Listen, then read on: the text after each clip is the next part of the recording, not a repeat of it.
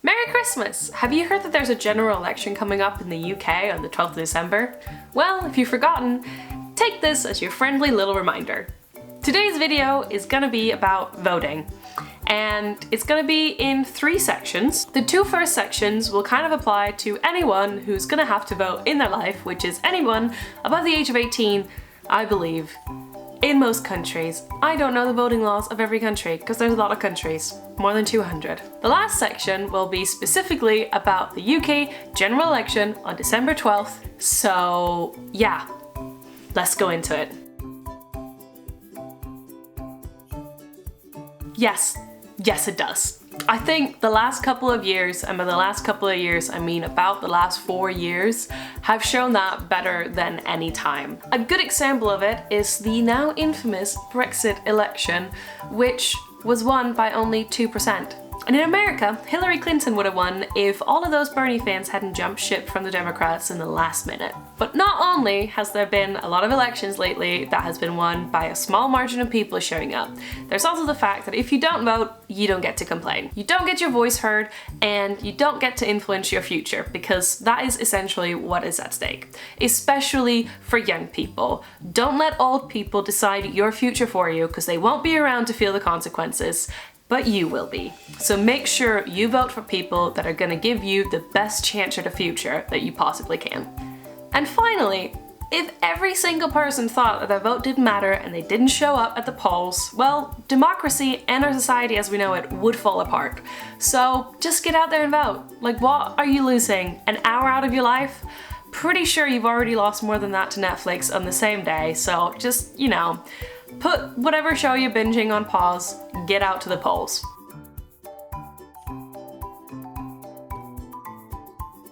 I've lately seen a rise in pushback against people telling other people who to vote for or expressing their political views or political discussions amongst peers, and honestly, that worries me a little bit. It's very easy to isolate yourself and only look at which candidate will give you the most amount of money and just kind of forget everyone else who lives around you. But I would strongly urge you to go out and listen to people. Listen to people with different backgrounds than yours. Listen to marginalized people, to minorities. Listen to queer people. Listen to people of color. Listen to women. Listen to homeless people. Listen to people from different social classes than you. If someone seems horrified when you mention who you're gonna vote for, ask them why, instead of just pushing them aside.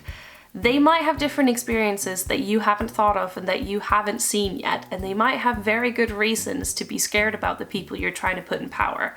Listen to them, ask them what their fears are, ask them how these people will affect their lives, ask them about the specific policies that are scaring them. And then when you go to the polls and you cast your vote, remember them. Make sure that your vote doesn't just benefit you, but also the people whose voices are often silenced in the current society. Because at the end of the day, our society is only as great as how it treats the most vulnerable citizens.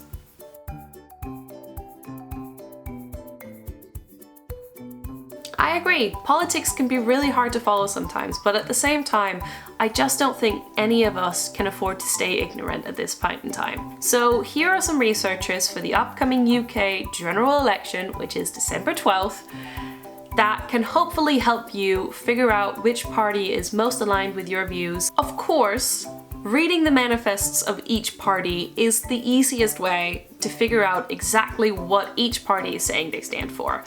So I've linked all of them down below, but if that seems a little too daunting because sometimes they're quite long, I would recommend checking out the YouTube channel TLDR News. They make short and easy to understand videos about what's happening in UK politics right now, and lately they've been breaking down the key parts of each of the major parties' manifests. They try to keep the videos as unbiased as possible and just reflecting what is actually being said, but in a language that's easy to understand. And often they also put it into a context that I know I wouldn't be able to get on my own, because I just don't have that knowledge of what has been happening the last 10, 20 years in politics in the UK. The next resource is this image, which is what the leaders of the 3 major parties have voted for in the past. So it's a really easy way to see which issues they have voted for, or voted against, or abstained from, because let's not forget that it says a lot about a person if they don't show up and let their voice be heard on something. Next up is Politico.eu, which is a global non-partisan politics and policy news organization, and they have collected this easy to understand, at a glance page where you can see the issue at hand and just a simplified sentence or two about what the different parties have to say about this specific issue. Now, this last resource I'm going to share with you is not unbiased. It is absolutely no secret that I am left-wing, and if I were to be able to vote, I would be voting Labour. There's lots of reasons for this, but one of the big ones for me, and I know a lot of other people, is the NHS, which has been horrifically underfunded, especially during the last 10 years where the Tories have been in power, and they consistently talk about wanting to privatise it, which will not benefit anyone. Also lately, there's been talk about making people who aren't UK nationalists having to pay for the NHS, which means that I, a tax-paying UK resident who is helping to fund the NHS, would have to pay for it to be able to use it. And that is scary. So this last resource is for people like me who would like to make sure that the Tories don't keep their power. And it is called Tactical Voting from the website tactical.vote. Now, tactical voting is about voting for the party that is most likely to take the seat from the party who currently has it, which in this case would be the Tories. And that's because not every constituency currently has Labour as the runner-ups to the Tories. Some of them might have Green Party, some of them might have Lib Dems, but if you go to tactical.vote and put in your postcode, they will tell you which party to vote for that will be most likely to de-seat the Tories. My last piece of advice would be to vote for policies, not people. I know a lot of people have problems with Jeremy Corbyn or think that Boris Johnson seems like a fun guy, but at the end of the day, laws aren't made by one person, they're made by the parties. So make sure that the party you're voting for has policies that you stand for, and make sure you know what issues they care about. Well done! You've made it to the end of another political video.